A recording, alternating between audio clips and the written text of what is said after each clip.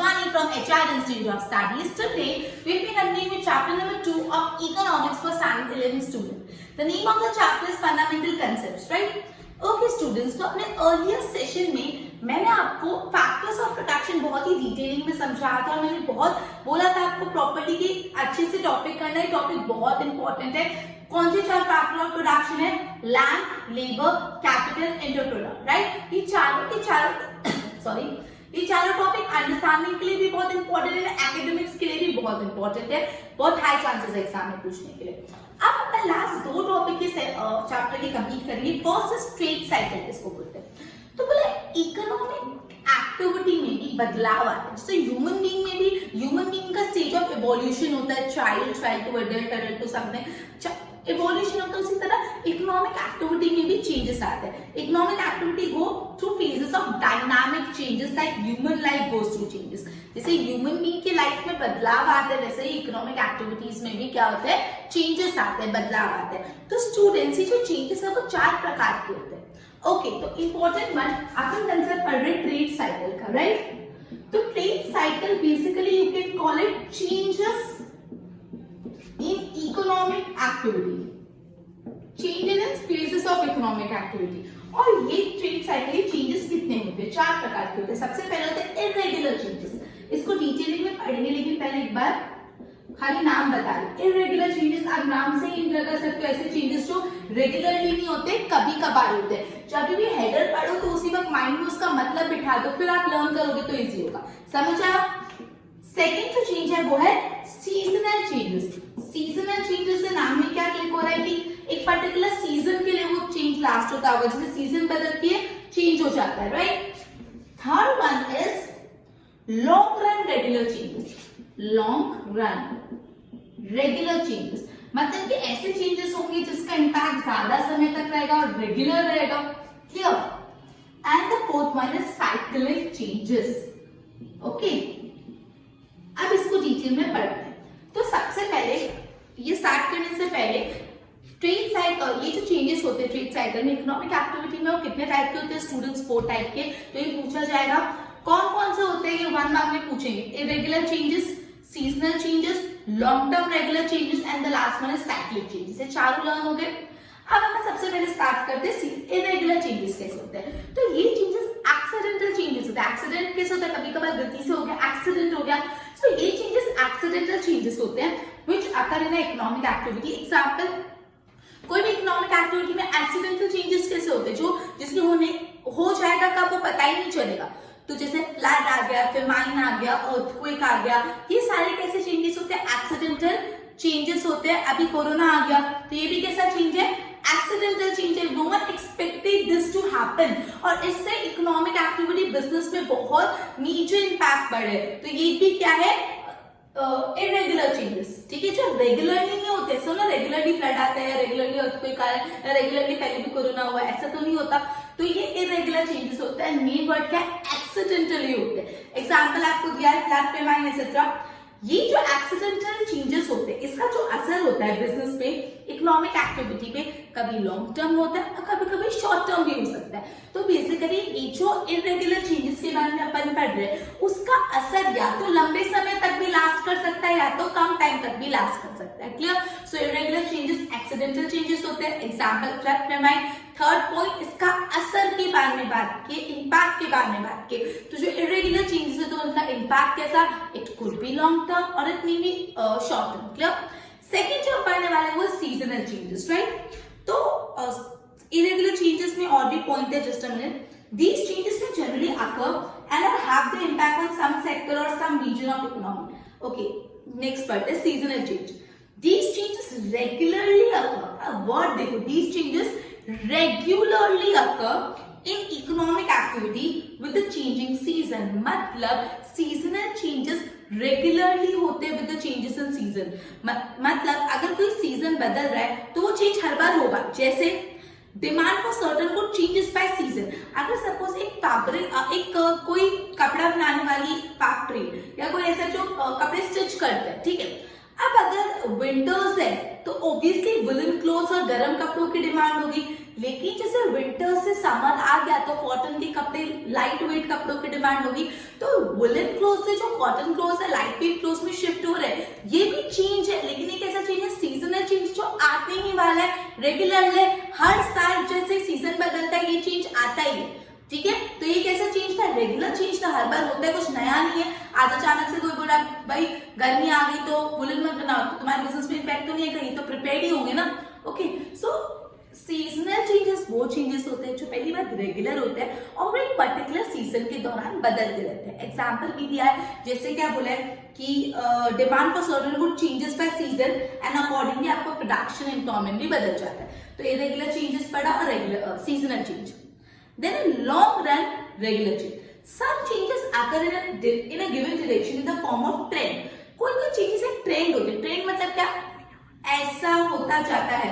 Trend मतलब ये हुआ फिर ये हुआ फिर ये, ट्रेंड पैटर्न, रिपीटेटिव पैटर्न, ये इसका ट्रेंड ऐसा, ऐसी चीजें होती है। क्लियर, एक पैटर्न फॉर्म होता है, हर बार वही पैटर्न रिपीट होता है। Clear, these are directional changes. Direction एक दिशा में जाता है, directional changes which occur in activity. Example जैसे कोई सेल्स ट्रेंड है, मतलब एक ट्रेंड है कि यूजुअली जनवरी मंथ में इतना सेल होता है, फेब में थोड़ा बढ़ जाता है, मार्च में कम होता है, अप्रैल में कम होता है, बढ़ता है। ये अपने ट्रेंड सेट कर ले कि ऐसे ऐसे ऐसे ट्रेंड आ रहे कि भाई दिवाली सीजन है तो उस टाइम पे अपना सेल्स इंक्रीज हो रहा है, इसलिए दिवाली के जो बाद थोड़ा टाइम कम रहता है, स्टेगनेंट पोजीशन आता है, फिर बढ़ता है, फिर घटता है। आपकी कंपनी आपकी इकोनॉमिक एक्टिविटी के हिसाब से डिफर होगा। तो ये होता है, ये ऐसे चेंजेस होते हैं जो लॉन्ग टर्म होते हैं और रेगुलर है कि ये ऐसा ट्रेंड पैटर्न बैठता है। तो ये जो पॉइंट है लॉन्ग रन रेगुलर चेंजेस, उसमें जो मेन कंसेप्ट है वो ट्रेंड है। हमेशा ये चेंजेस एक ट्रेंड बना के जाते हैं, एक पैटर्न बना के जाते हैं। और एग्जांपल बताया sales trend. Now cyclic changes, dynamic fluctuation arises in economy over its long run growth. मतलब यहाँ पे क्या बोला है कि लॉन्ग रन में कभी बहुत डायनामिक, बहुत बड़े बदलाव आ जाते हैं, बहुत फ्लक्चुएशंस आ जाते हैं। उससे क्या होता है, या तो आपकी इकोनॉमिक एक्टिविटी का ग्रोथ होगा, या तो क्या होगा, इकोनॉमिक एक्टिविटी का फॉल होगा, या अपवर्ड स्विंग आएगा या डाउनवर्ड स्विंग। मतलब एक डायनामिक फ्लक्चुएशन आ गया, बहुत लॉन्ग रन में बहुत बदलाव, बड़ा बदलाव आते हैं, जिससे या तो आपकी इकोनॉमिक एक्टिविटी ऊपर चली गई या तो नीचे चली गई। Are called trade cycle. Okay, These rise and fall in economic activity are cyclic in nature. ये rise and fall cyclic होता है, एक पर्टिकुलर साइकिल में रिपीट होता है। ओके, कभी ज्यादा कभी कम। ओके, ठीक है।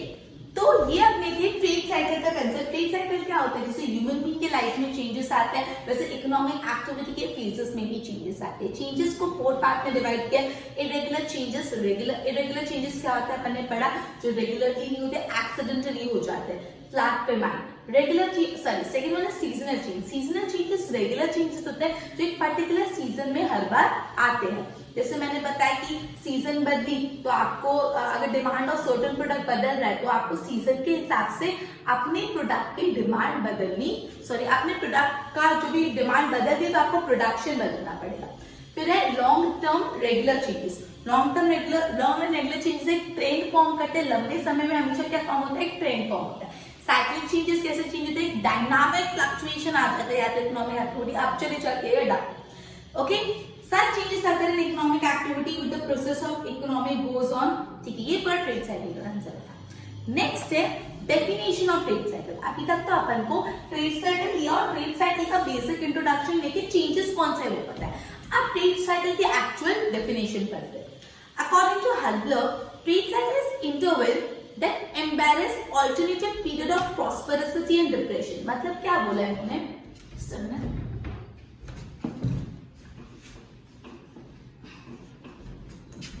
ओके, तो आपको ट्रेड साइकिल की डेफिनेशन को समझते हैं और समझ लोगे तो ऑन द स्पॉट लर्न भी हो जाएगी।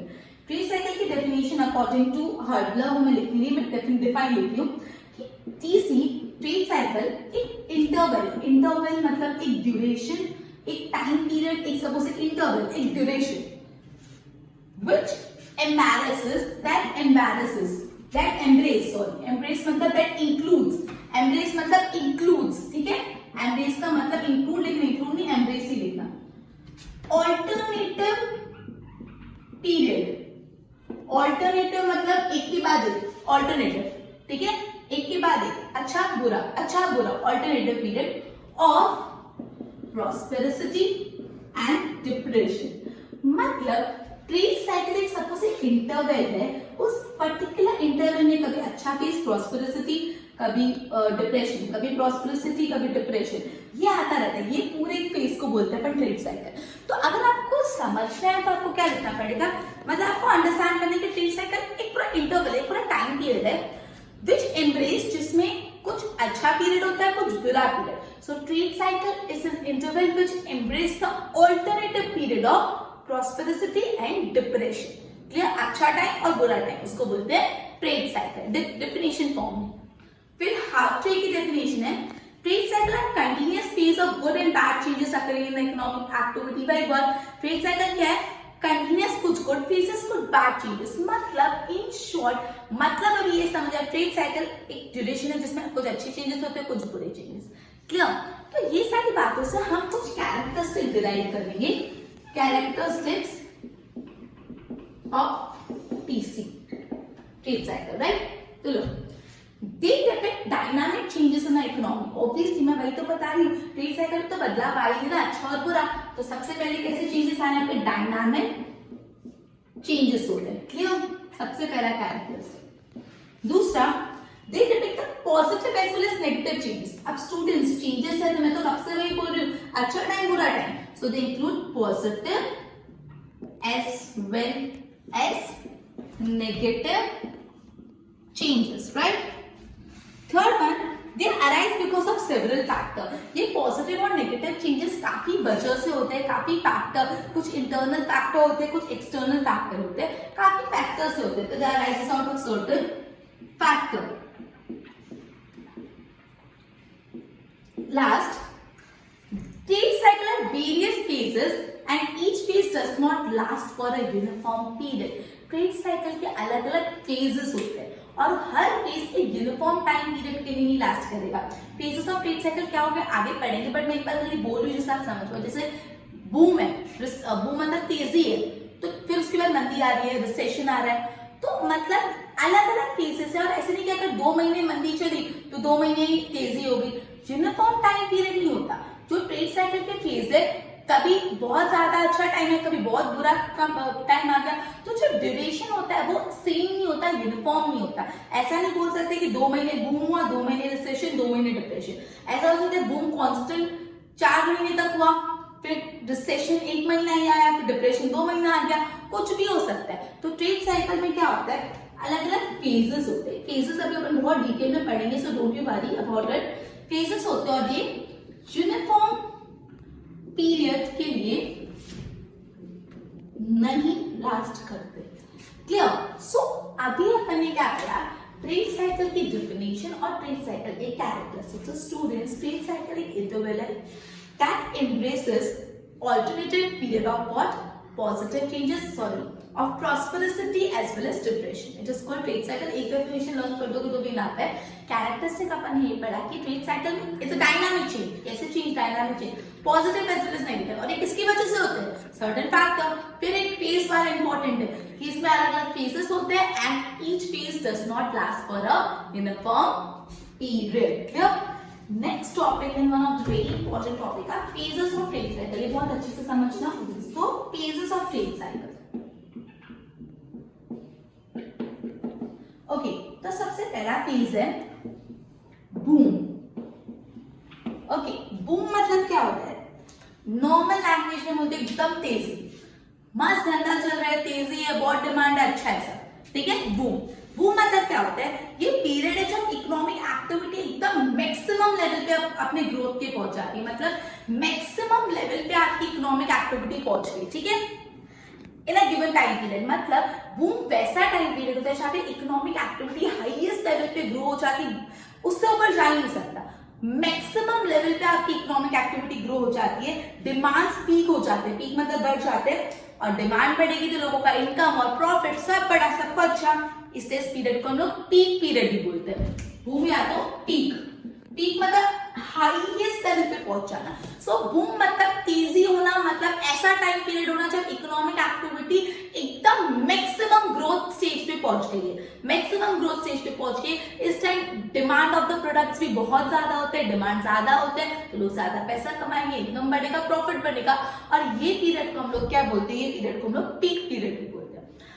अब जब इतनी कोई चीज आगे बढ़ गई, ये मैक्सिमम लेवल है, ठीक है, ये मैक्सिमम, इससे ऊपर कुछ जा ही नहीं सकता। तो अगर यहाँ पे पहुंच गया तो यहाँ के बाद ऊपर नहीं जाएगा तो क्या करेगा, गिरेगा ही ना, नीचे तो आना ही पड़ेगा, ठीक है, तो दैट इज रिसेशन, ठीक है। अगर यहाँ पे मैक्सिमम ग्रोथ लेवल पे पहुंच गए हो तो उसके बाद नीचे आएंगे, उसको बोलते हैं रिसेशन। क्या होता है देखो, ये period follows the period of boom, मतलब रिसेशन किसके बाद आता है, बूम के बाद आता है, तो this period follows the period of boom, boom को फॉलो करता है, मतलब बूम के पीछे पीछे आता है, बूम को फॉलो करता है, बूम के बाद आता है।